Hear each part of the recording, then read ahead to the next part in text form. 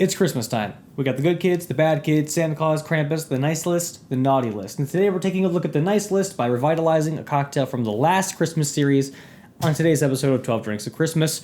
Roll that intro.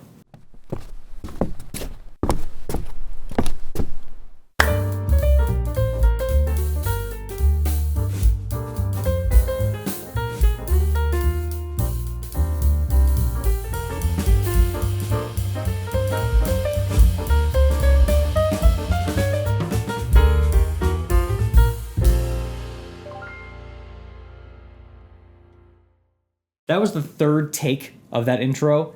For whatever reason, I could not get that shit out of me. Hey there, Heather, and hello, welcome back to Mike's Hard Reviews and 12 Drinks of Christmas, where we take a different drink every 12 for the first 12 days of December, and you can bring them to parties and shit. I don't know. I still haven't found a good way to describe this show. I didn't enunciate a single one of those words. God. This drink is called a Good Kids Get Whiskey, and it's a riff on the nice list, which came about the last time we did one of these Christmas series. It was a very thematic, like, green whiskey smash, and it was kind of all over the place in terms of, like, just how weird it was. It just wasn't very refined. So I'm gonna go ahead and fix that by making it, like, significantly better. Let's go ahead and talk about the ingredients. To make this cocktail, you will need lemon juice, a peppermint spirit, rye whiskey, ideally, and green tea syrup. Peppermint Spirit, just like with the Snow Miser Grasshopper, you can use a couple different things. Because what I'm using this season is the varietal of, Peppermint Smirnoff. We're gonna stick with that. You only need a 1/4 ounce, so don't go splurging on something expensive. Ideally, you want to use a rye whiskey here, because we're going to tie the minty spirit to the menthol notes in that rye. I didn't grab a rye at the store, and I didn't have time to get back to the store, so I'm just going to use a really nice bourbon instead. As a matter of fact, this is the same bourbon I used the last time I made a nice list rift. So this bottle is green tea syrup, 2-to-1 sugar to a very, very strongly brewed green tea. We're gonna use this to get kind of like a combination of a bitterness and a sweetness at the same time. And it's gonna blend, I think, really nicely with all of the flavors we've got in front of us.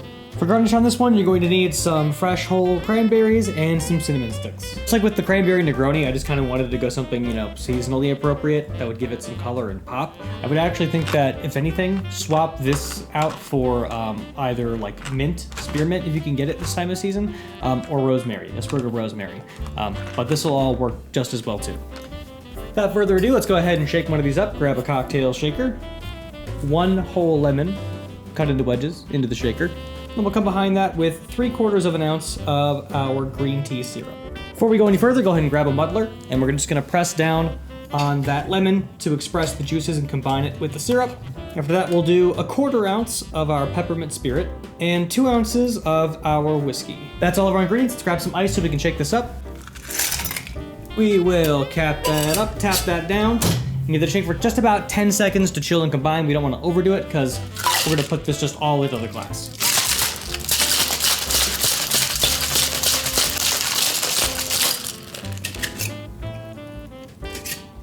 For serving, I'm going to grab a chilled rocks glass out of my freezer. And we're just going to dirty dump the whole cocktail into the glass.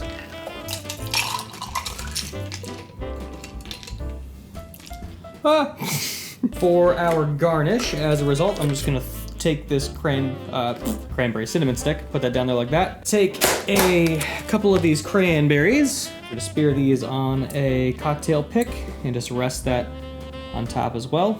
That, ladies and gentlemen, is a Nice Kids Get Whiskey. Cheers. All right, we're gonna go ahead and give this a taste now. Cheers. Very, very full.